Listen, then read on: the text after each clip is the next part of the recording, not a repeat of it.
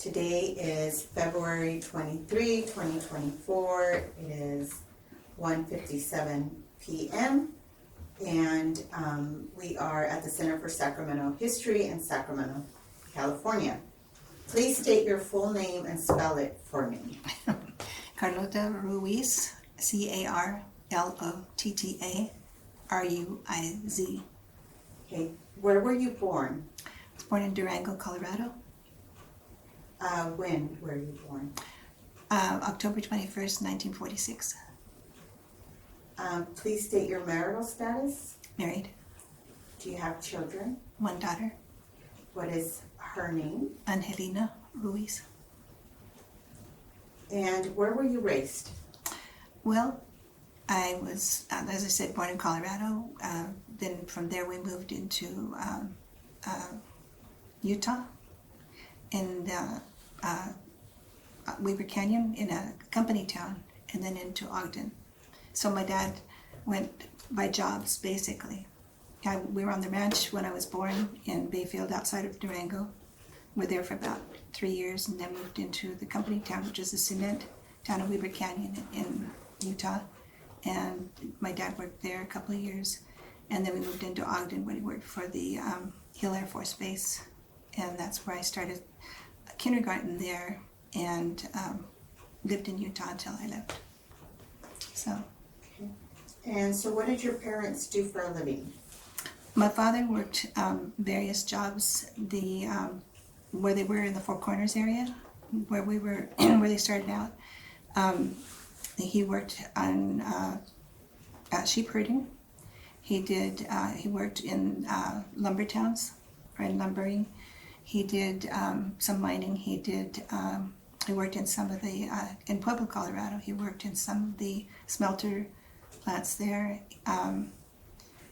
Let's see, where else did he work? Ditch digging, whatever would come up. He worked on, he was on the ranch when I was born, and they did a lot of the farm laboring, so just various jobs wherever they could find the work at the time. And your mom? My mom was at home.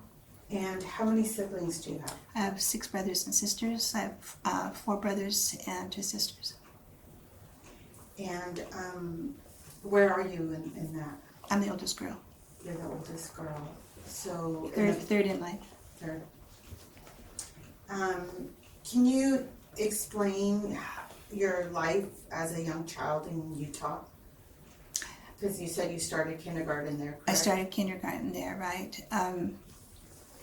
If I back myself up a little bit, because I remember being in Devil's Slide, and that's where, obviously a very small community, because right in the canyon area there, and I just remember at that time, because the church was very important to the family, but it being in a Mormon town, what I remember is interesting is that I did things with friends within that church standard, but not really a part of the church. And just having that beginning childhood there. And then I don't remember the ranch, because I think I was 3 when we left. But then in Utah, when I started kindergarten, we were living on, we moved into an area that was mostly family, Spanish-speaking family. On both sides of the street, just a small street, aunts and uncles and grandmothers and stuff on both sides, along with other Spanish-speaking people.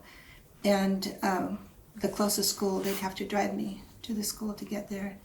And in kindergarten, it was someplace that I enjoyed, I don't remember a whole lot about it other than it was far away, and that's the first time I ever saw people of different, like African American people. I didn't really know much about that either. And so I think we lived there 2 years, if I remember correctly, because from there I went to South Ogden. My dad moved it to South Ogden. He wanted to get us into a neighborhood where, that we would be able to go to better school. And so he bought a house that was there. It was a 4-room house. It had been a converted garage, but it had a large lot. And what I remember there is when we moved there, it had weeds that were as tall as we were, but a big lot. So he cleared everything and eventually over the years added on, made it quite a large place, you know, and to house all of us. But I remember all of us in one bedroom with the folding beds, the bunk beds, you know, the whole, you know, who gets what bed and who gets the top and whatever else. And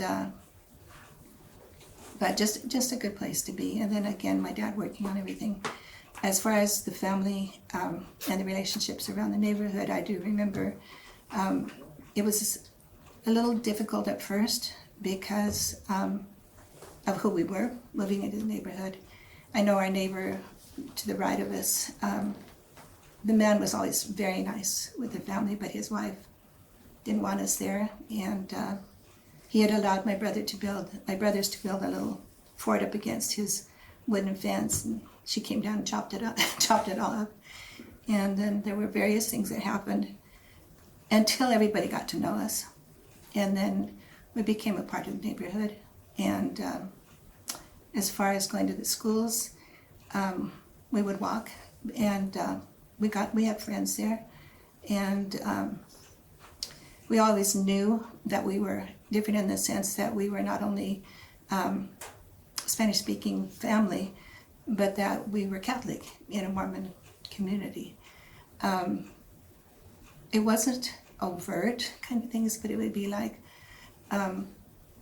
oh, you're Spanish? No, that would be, oh, you're Spanish, but you're different. So those are things that we would hear off and on, but not anything that was so overt to us. It was just a little we always knew who we were. And it was our Catholic faith and our family, because we were pretty much the only Spanish-speaking family in that area. But we always had our relatives who were on the other side of town. We had our aunts and uncles. My dad's brothers and sisters had moved into the area, but farther from us. So the family was always, you know, the main thing. But we had our friends, and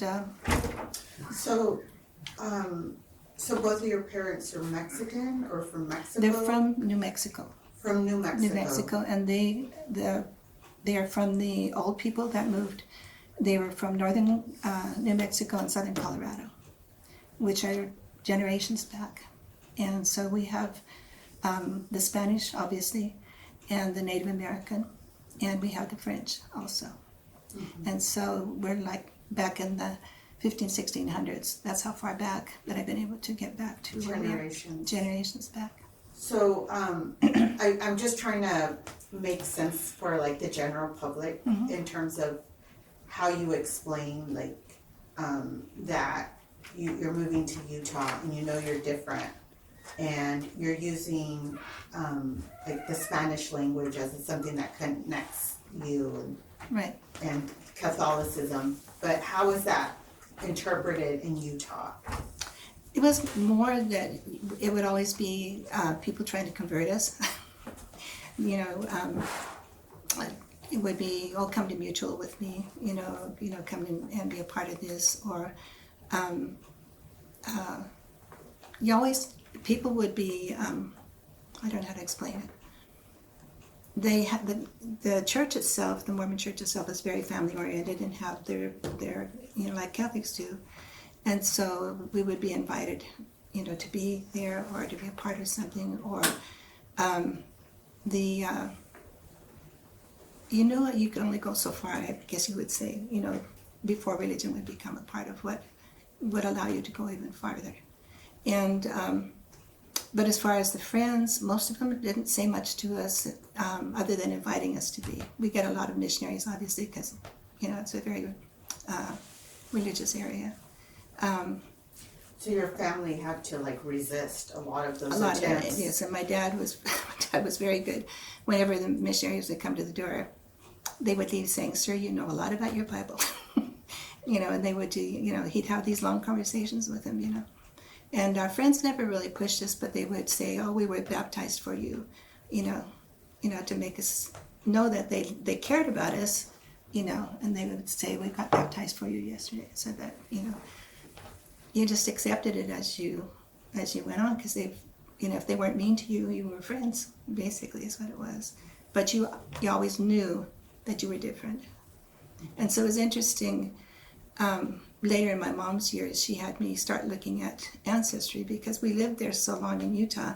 She wanted to know about the background that we had in New Mexico and Colorado. So we started searching it more. So for, you know, it makes a difference, you know, because that was a big thing also in Utah is that everybody knows what their history is, you know, behind them. So, I mean, we knew family-wise, we knew where we came from, but we didn't know, you know, like they do a lot of research on the family history and everything else. So Genealogy. Yeah, genealogy. Yeah. Exactly. So. So you go to school, and what language is spoken at home? English, and they made it very much a point that we were going to speak in English. And Who's they? Your parents? my mom and dad and my other cousins. Some of them grew up speaking more Spanish than we did, depending on how, you know, the parents looked at it. But my mom and dad said we went through too much, you know, when we were in school. We want you to have the English period. And So, what did you understand that to mean? we heard many stories about things that they had gone through when they were in school, like with the teachers, and with being called names, and stories about, like my dad. I always remember the story about my dad. My grandmother would work cooking and for the events or dances and stuff like that, and she was working at one of the events. It's a small town, it's Four Corners area, and my dad went to pick her up, and there was a group of guys that came after him, and they chased him all the way up. They were going to, I don't know what they were going to do to him. He had to run up the side of the bluff to get away from them. Just to start picking a fight on him with him. And my mom would say too that when they call him names, they would call him, I forget what names, and she said we didn't have enough English, so we would call them salty asses. That's the only thing they could figure out to say because they didn't have enough English to do it. So when we were going to school, we were going to have English, you know. My grandparents spoke Spanish all the time, and my mom and dad spoke Spanish to each other. So we heard it all the time. And my aunts and uncles, when they'd get together, they'd have a mix of this English and the Spanish, you know, so. So you're not learning the language, but it's around you. So, like, did you ever resent them for not No. teaching you, or did you understand? We understood it because, again, we heard the stories all the time, not only from them, but when they would all get together, family would get together, they'd be remembering things or talking about things. So we knew where we came from, and we knew the reasons why.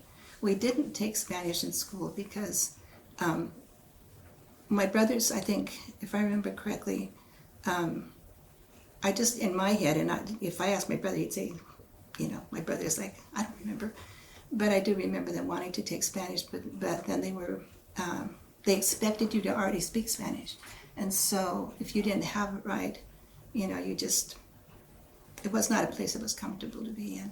So I didn't take Spanish at all in high school. In fact, I took Chinese and German, 3 years of Chinese and 4 years of German. So I didn't start actually getting into learning Spanish more and better until I got into working, because I worked a lot in the districts I worked in were Spanish-speaking areas. Mm-hmm. So, but and then I went to Mexico for a little bit and to school a little bit. But I didn't try to learn in high school because I didn't want to go through what my brothers were going through. So. Mm-hmm. I'm sorry to ask one more time, but if there's an example maybe that you can give, because you said we heard the stories all the time, mm-hmm. but can you like recall some stories about what maybe your parents' generation went through, or? Well, let's just say my dad was held back several times. My mom did well in school, and I think partly too, even though she was Spanish speaking, my grandmother worked outside of the home. She worked as a cook and as a washerwoman or whatever else. So there's a lot of, plus they were in their street that they lived on in Dolores in Colorado, again was family on both sides. And so, but the school that they went to obviously was English speaking, the one school. But I think my mom heard more English because my grandmother was out more, you know, and working, you know, and, but her English was better. She did better in school. but I'm trying to remember some of the stories that she would tell us. She had a term that she would always say, we used to tease her about it. If there were people that were not very nice, she would say, old man so-and-so, or old lady, whatever else. And she would talk about one teacher, old lady ball, that was so mean to them all the time. And I don't recall the specifics, but you knew what that but meant. I knew what that meant, Yeah. yeah. And my dad never thought he was smart enough because of the things he went through in school. And we would tell him, Dad, you've built the entire house. Because he would say, I'm not very good at math. I said, what did you just do right here? You calculated all this and whatever else. But the feeling that they had, you know. Mm-hmm. Now, when we got into high school, my mom went back to school and graduated from high school. Then my dad went after her and graduated from high school. And that was very, very, very important to them, that we all get our education. Yeah. So you're in Utah your whole, like, actually, our school, 12? yeah, our whole school time, yeah. And what year did you graduate from high school? 64. And from there, that was the other thing, is that we didn't know much about scholarships and that kind of, stuff. And my friends, were already planning to go to school. It was a nebulous thought in my mind, I'm going to go to school, but they were already planning. They did their, I guess, SAT equivalents, and what they got and where they were going to go, whatever else. And I remember my counselor, who to this day I wish I could find him, tell him thank you. Everybody was getting their scholarships ready to be awarded, and he called me in the office. He said, why didn't you apply? And I said, I don't know. He says, I have a scholarship I think you'll qualify for. And he called me in, he had me there and he had me fill it all out. And it wasn't a lot, but it was enough to get me into college at a private school in Salt Lake. And so then using that, and then my dad, I can't tell you how many times he refinanced the house to get us through things. And I look back at their financial form that they filled out and I go, thank you, God. Because they really didn't have a whole lot and they had 6 other kids there. But he is the one that, my counselor is the one that pushed us. My dad would have gotten us in one way or the other because they had a community college there and he would have gotten us in one way or the other. But with the scholarship, I was able to go to Salt Lake, from Ogden to Salt Lake. And then when I was there, they had at that time the NDEA loans. And if you taught in Title I districts, I think it was, that for 10 years they pay off your loan. Mm-hmm. And so that's how I got through school. What's the name of the school at Salt Lake? Westminster College. Westminster? Yeah. It was a Protestant college. Mm. So. Protestant, yeah. Yeah. So you go to college and you're how old when you? I was 20 when I graduated. 20. I was going to be 21 just the fall after that. But I was also the first one to graduate. And then you start teaching? Did you get a credential? Is that how that I got a credential. My interview, he asked me, about my experience, what I'd had any kind of interning or in the schools or whatever. I said, nobody has 6 brothers and sisters. He says, well, that'll do. He writes it down. So I got hired into Modesto School District. Modesto where? California. Okay, so you have to take me from Utah to California. So tell me how that worked. Well, he was interviewing from Modesto, like I said, and I went in, I interviewed and, went through this whole story thing. And he told me that the district I would be in would have a lot of Spanish speaking. And I said, my Spanish is not good at all. I said, and he says, but he said, we need examples. We need role models. Oh. And so I said, okay. So I went, it's scary. My brother drove me over and got me set up and everything. And so you're 20 years old. Yeah. And what are your parents thinking? My dad, you're going to California, like. Well, he already had two sons that had left the house, and my dad, it was all about family with my father, and especially for the oldest girl. I mean, I was the one that was sheltered and, kept like this. But my brothers had already gone, and my dad never took it well that we wanted to leave, But we would tell him, Dad, this is what you talked about your whole life, all the things that you had done and what you wanted us to do. And, we want to be like you, go out and do things in the world. And so he accepted it. He was proud of it, but he didn't want me to go. Yeah. And, but my brother says, I'm going to take her. He says, I'm going to set her up. He got the apartment for me, and he got everything all set up and everything. So, yeah. That's pretty remarkable. That really is. It's scary. Yeah. No, I just think of you being the eldest daughter and like all of the gender stuff. Like you Sheltered. Shouldn't leave the house until you're married, and now you're going to California. There's nobody there to. Exactly. Well, even before that, just before I graduated, getting a job there was difficult too, because that was at the time where they would ask, "What religion are you?" And then, or it was when that got outlawed, it was, "Did you go to seminary?" Because there was always a Mormon seminary outside of the high school where the kids would go. That would be one part of their curriculum. So they'd get around it by asking that. So it was more difficult to get a job at that time. So my friend says, I'm going down to Bryce Canyon, and she said, I want you to go with me. But my dad, I told my dad, she said, I know we can get a job. And I told my dad, he said, no. I said, Dad, I have a job. No. And so I was talking to my mother, and my mother, she didn't say anything, but I had it until midnight to, my friend kept calling me. And I could hear my mom in the other room, they were in bed. And she gets up and she says, call your friend, you're going to go. And so what she told my dad is, you've taught them, you got to let them go, you can trust them. But my dad, I know that he thought, in fact, he verbalized at one point. He says, I have so many friends whose daughters have gone away and come back pregnant. And I'm like, Dad, really?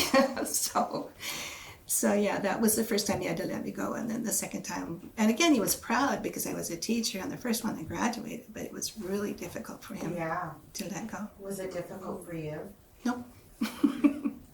No, I was You were ready. I was ready. I did not want to stay in Utah. You did not want to stay there. Mm-mm. So you come to Modesto, and what year is this? Really 68. Yeah. And tell me about that experience, teaching and... It was really interesting. It was the first apartment, obviously, that first car, which I was so proud of because I paid it off within a year. And what was I making it? $3,500 a year or something like that. It was so I look back and I go, okay, how old am I now? And I had a roommate of mine that came to live with me from college. So that worked out really well. Mm-hmm. And ate what I wanted, did what I wanted, And the teaching part of it, I loved it. There were a lot of Spanish-speaking kids there, and families, and it was just a good. And then, so then my principal tells me, he says, "I want you to go to the migrant camp to work this summer. I have a job for you there, for a summer job in between teaching." And I said, I don't speak Spanish very well. He says, doesn't matter, you'll be fine. So I taught in a migrant camp for the summer and had a great time, Do you know the name of the camp? I don't remember. Yeah. At all. I was going to ask you because I think it's interesting your roots in Colorado and then moving to Utah.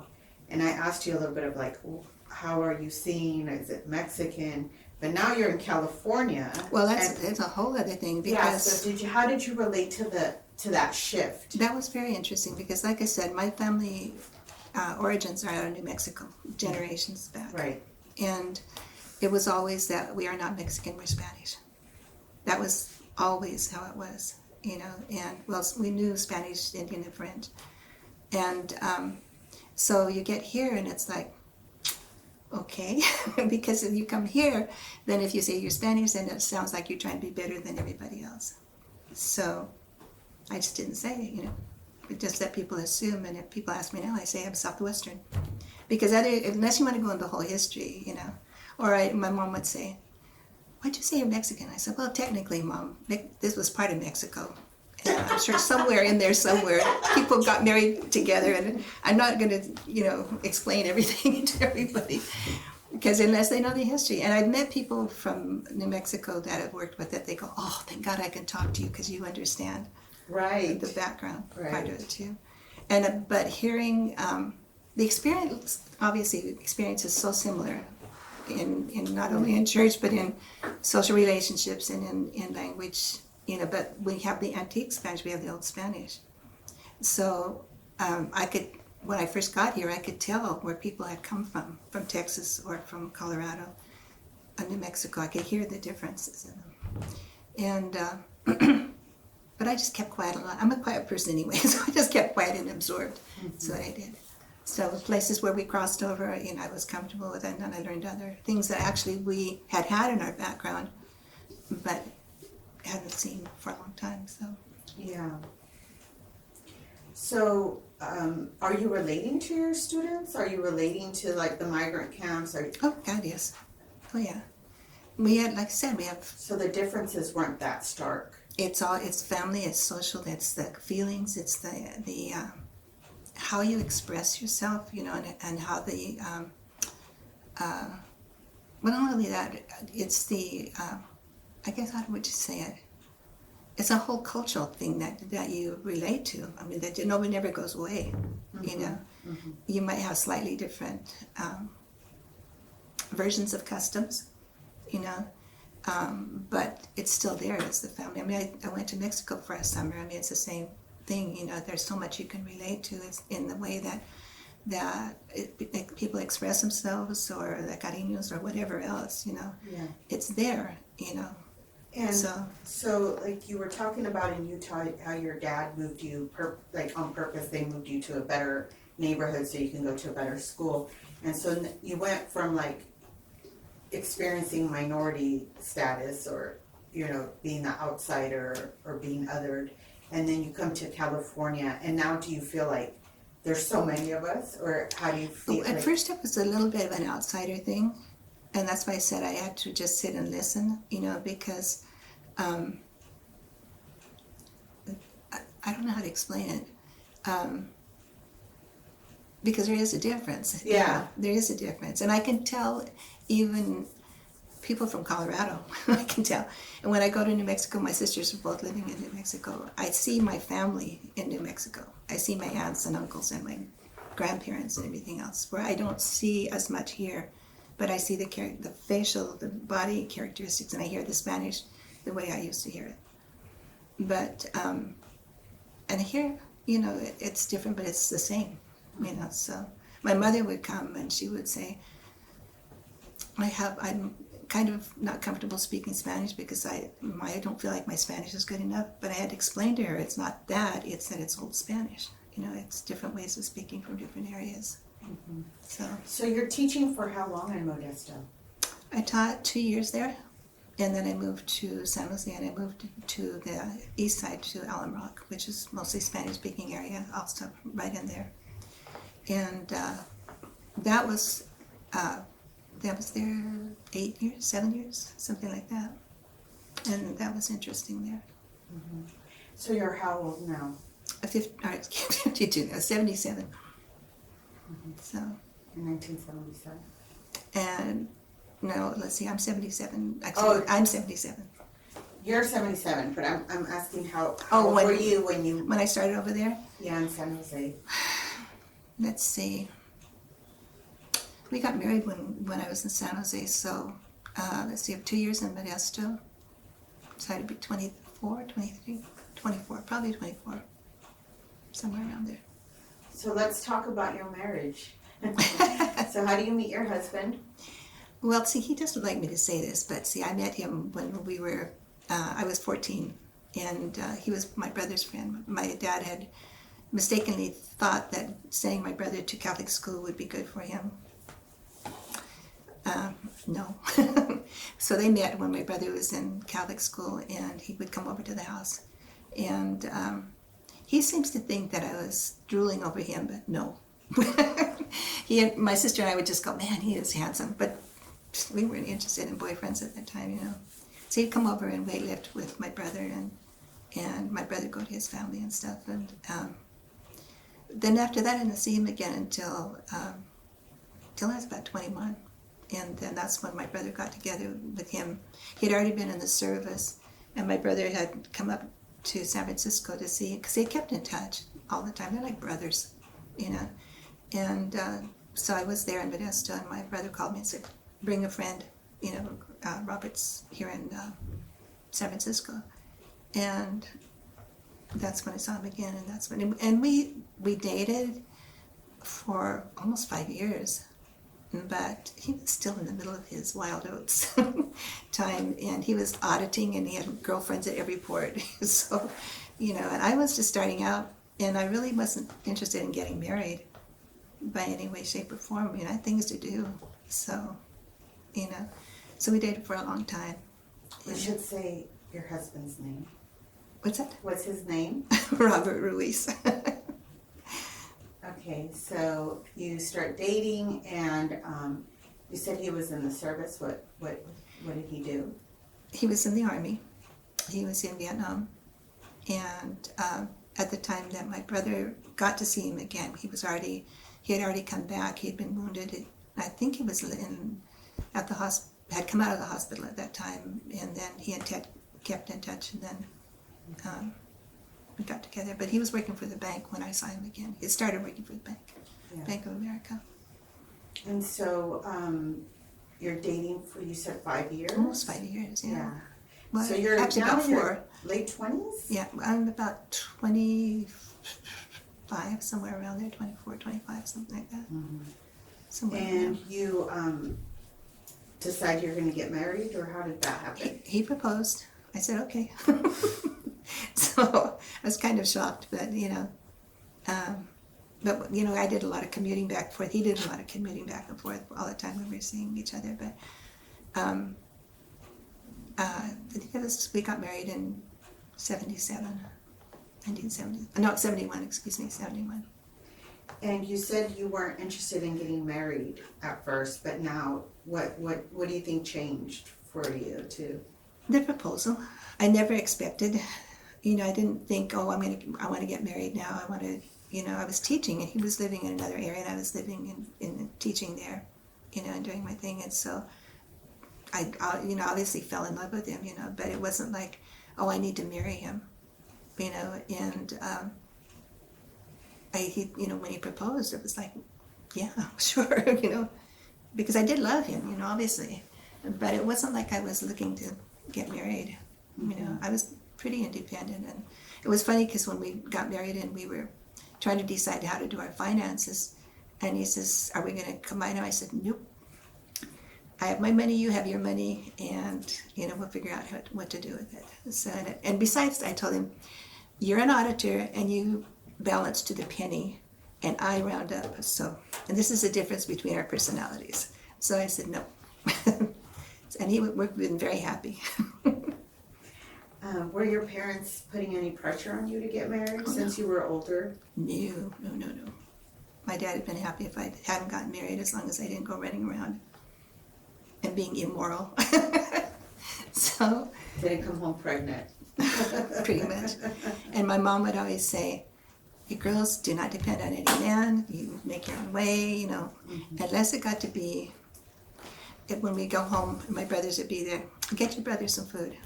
Mom, he's got 2 legs. I said, get your brother some food. And my brothers would go, you know, it's like, or with Robert, she loved Robert, and he would say, you know, tell me to do something. I'd say, no. And she'd go, do what your husband says. But if my mother told me to do something and I didn't want to do it, he'd say, do what your mother says. And I'm like, can't win. I'm old enough to make my decisions. So it was a kind of a, right. Yeah.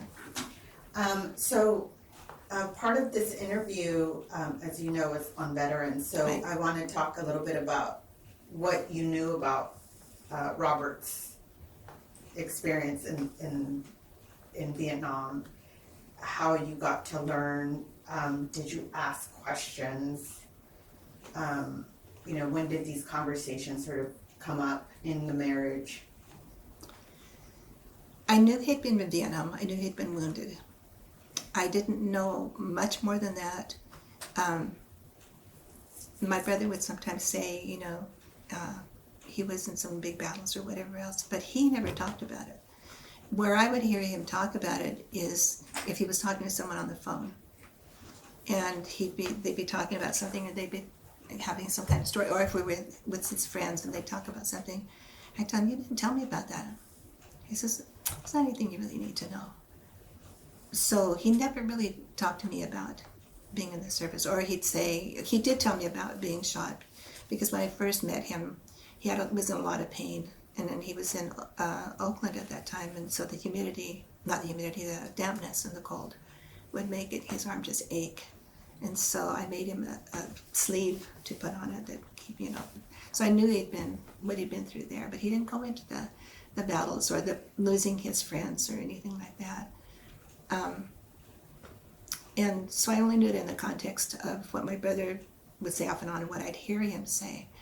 So, but veterans were always very important to him. Any kind of veterans organization, he would be involved in volunteering and being a part of. And I don't think it was until, I don't know, way years later and I think when he got more involved with the veterans organizations as he got older, that I began to hear more. And actually I think I would ask him as we got older, but it was after Angelina left that I asked him more about it. And he would just tell me a few things. But when he started being involved with having reunions with his company that he had, First Cab, more of it began to come out. And because they were handing each other pictures and talking about, and I'd go to the reunions with him and they'd talk about the battles and what they'd been through, and they'd have the pictures and they'd have. And I think actually before that, because he was working on El Soldado, the statue downtown. So that's where a lot of it was coming from too, and seeing. But in terms of actually telling me things, if I'd ask him, he'd tell me a little bit, and then, it just moved to something else. But the conversation would always be heard by me through him talking to other people. So I'm just curious, is it you didn't want to ask, you didn't want to know, or you just didn't think it was information that needed to be known, or? I guess it was more respecting how he felt about how he let that information out. And honestly, I don't think that I ever realized, I know I never realized, and it's the same thing with my dad, I never realized how much that had affected him until we started talking about it with him, and I was like, wow, okay, that explains a lot in terms of the PTSD and stuff. And it was like, my dad was the same way, that you never, because my grandfather was in the First World War, and then my dad in the Second World War, and of course all his brothers and everything else, but you never heard him talking about it. And yet we have a tape recording my brother did of my uncle, my dad's brother, talking about what they had gone through. So I got used to that, where it was like, it was an experience that the men talked about. And if he wanted to give me the information, then he did, And I think that's the mindset that I had. I would support him with any veterans group that he was in, and help and whatever else. But I would leave it to the men to talk to each other. And I felt that if he wanted to share the information, then that's, what I would ask him about it. And again, more so in our later years that I've really questioned him. But he's been more willing and more free to talk about it in his later years. Because it's still a very emotional thing. I think one of the first things that surprised my daughter, because he'd tell her little things. She brought him a picture of a soldier. You've seen it, I'm sure. It's a soldier by the wall, and he's in his uniform, but he's touching the wall. and she brought that to him for Christmas, and he fell apart. And we were both like, wow, you know, shocked in one way, but sad that, I don't know, it was just a feeling like we missed something somewhere, you know. Yeah. So, I want you to share your dad's name. I don't know if you've shared his name since he was in World War II. I think we should mention his name. his name was Dan Garcia. Dan Garcia. Mm-hmm. So you come from a family of servicemen who've been in battle or war, and it probably was It's a part of us. Yeah, it was probably didn't seem anything unusual when you married No, I guess I told you. Robert. And My grandfather was wounded in the First World War. He was one of the major battles in the First World War. Never talked about it. My dad's brothers were all in the war. Cousins, you know. My brothers were in the service. My one brother, my oldest brother, was hard of hearing, and he had almost like a cerebral palsy, but there's a whole long story behind him. But he wanted to go in. My other brother had already gotten into the Air Force. But my oldest brother, he compensated a lot for his disabilities. So he got into the Navy, went through all the training, and they were going to send him to Vietnam. And he came to see me when I was in school, and he says, I want to go so badly, but I can't do it because I'm afraid I'll get somebody killed, because he couldn't hear. So how he made it through basic, I have no idea. So yeah, the military is, you know, all the way through the family. yeah, And so you accept it in terms of how they present it back to you, you know. And so it was important, and we were very proud of it, but we let it be however they chose to communicate to us. And really honestly, I don't think any of us understood.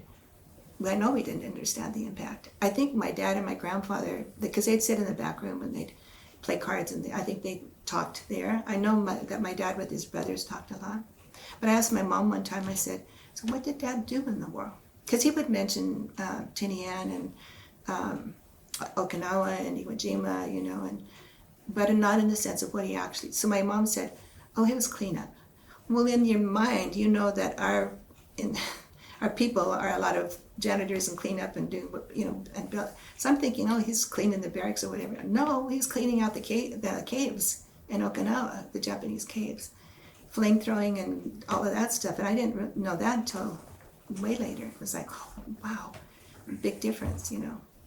So, so with Robert, with his service, I was very proud of it. I knew he'd been there. He'd been in all the, you know, he'd been in battle. But I guess in a way I had to let it come to me, you know, because I would say, you haven't said that, but he would say, it's not anything you need to worry about. So you accept it and you go on. Mm-hmm. So you mentioned living with the PTSD. Do you want to talk a little bit about what that meant in terms of your marriage, maybe raising a child? Yeah, it was, you know, again, and it's not until these last few years that it becomes more clear, you know, why. Because there would be, well, the first hint of it was when we lived in Natomas, and we lived over the flight path, under the flight path of the planes. And so when he'd be asleep, and there would be one that would be coming in low, he'd be asleep, but he'd be shaking and moaning. And so, or he'd start sweating, you know, and so I asked him about that, and he said, it's a reaction to, you know, being in the service. And that's the first time that I became aware of, you know, the reactions and stuff. In terms of the other pieces of it, you know, the flashes of temper, when I just like, okay, where did that come from, you know? And a need to control things, you know. And if there would be an upset in the family, you know, with me or with Angelina, you could express your emotion to a point, and then you had to let it go. Well, that's extremely frustrating. So, but what he would say is, I learned to put my emotions in a box and put them over here, you know. And so that's how we were to deal with it, you know, is, okay, you said it, that's it, go on. Well, It works for some people, it doesn't work for others, you know. So I had my time to have a lot of emotional, I did a lot of crying till I learned to adapt to it. And he wasn't like, it was never an abuse situation, but the flashes of temper when you couldn't figure out where it was coming from. And sometimes I'd just write him a letter and I'd say, hello. You know, I'd just lay it all out and he would come back and he would apologize and stuff. I don't know that he even knew where it came from until later on, until he went through the PTSD classes. But in talking with other friends of his that are now going through the PTSD class and them talking about similar type of experiences, you know, he realizes more and I realize it more too. Because when my dad was in the service and when we were growing up, it wasn't PTSD, it was shell shock.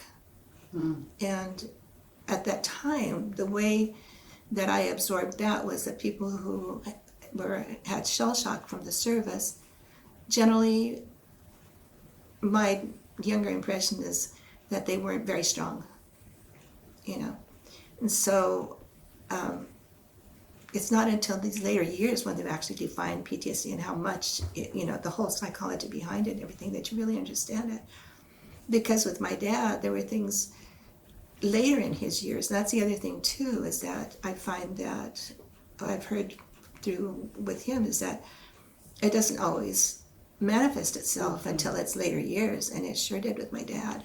And we didn't understand it. It was like, who are you? You know, and I know he didn't understand it either. So, but it put a lot of things in place.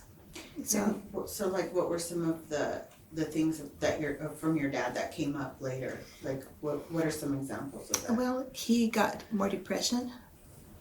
He drank more. Flashes of anger, you know, and it was never, my dad is one of the most easygoing people, you know, and it was not until I was in high school when it actually started coming out more, and the younger ones saw more of it. So it was tension, you know, because you didn't know when it was going to manifest itself, and it got pretty strong. So. And so it's, I'm trying to understand the younger Carlotta in terms of, here you are, like this super independent woman. I mean, this is like not really common in our community in that time period. I mean, someone who gets a college education, has a profession, you're running your own money, you're buying your own car, you're doing all these things independent of a man, and you get married, and now you've married someone who is suffering and you don't know what is happening. And like, I would have felt trapped or maybe wanting to leave, or, I mean, how are you sort of working through all of that? I think, you know, my mother used to say, because you see a lot of it I would see it in the older people, you know, how we have some really big problems in their family, but the women would always soldier through it. Always soldier through it. And my mom was very quiet also. I mean, she and my dad, you know, had great times together. But very traditional marriage. And my father was outgoing and funny and social and everything else, and my mom was not. I'm a lot like my mother, you know. So when things started getting more difficult later on, my mother would, she would almost like pull back until it passed, and then she would quietly work with my dad in the bedroom.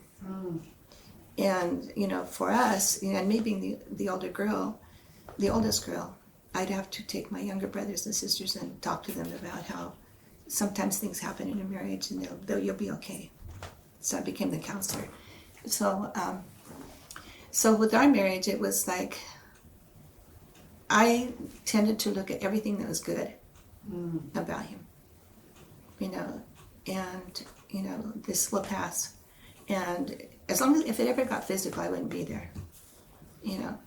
I didn't learn to verbalize, you know, or come back until I had to grow up.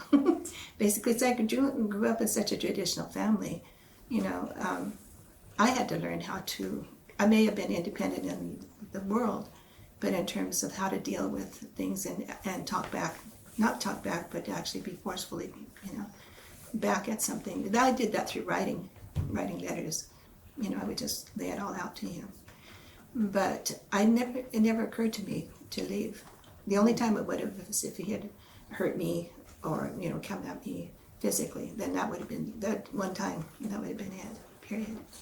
So, I just, I'm not like my mother. She's very strong. She went through so much in terms of, like her first baby, our first oldest brother, she watched as he got hit by a car and killed. And she had just brought him in and he got killed. And then she watched her little brother when she was about 7. They lived down by the river. Like I said, in Dolores, it was a street with family on both sides. And it was by a river, and they sent them down to the river to get some wood or some water or something. And he challenged her. He said, I can beat you down to the river, but it was iced over. And she said, no, you can't do that. And he ran ahead of her and fell right through the ice. They lost him. So she remembers her mom being out there with an axe trying to chop the ice and find him. Wow. So all this stuff that she, it was there, but she was strong in making it through. Yeah. And she shared that with you as a kid or as a grown-up? I think we knew about it from when we were, and I think part of the reason is that she was so protective of us, and she'd say, I don't think it was until we were probably old enough to understand that she would say, I saw a lot, and she was hyper protective of us, Yeah. as were both of them, What, so you've been married how long now? 52 years. Well, it's going to be 53 this year. And how has it been?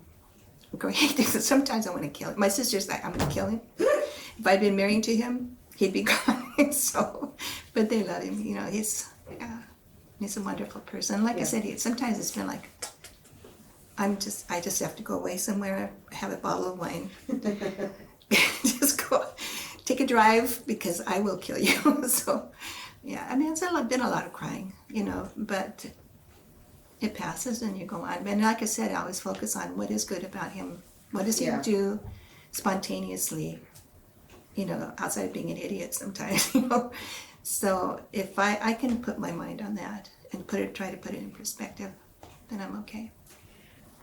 What advice would you give women who marry someone who went to war and had PTSD and are young and starting their families, and what advice would you give them?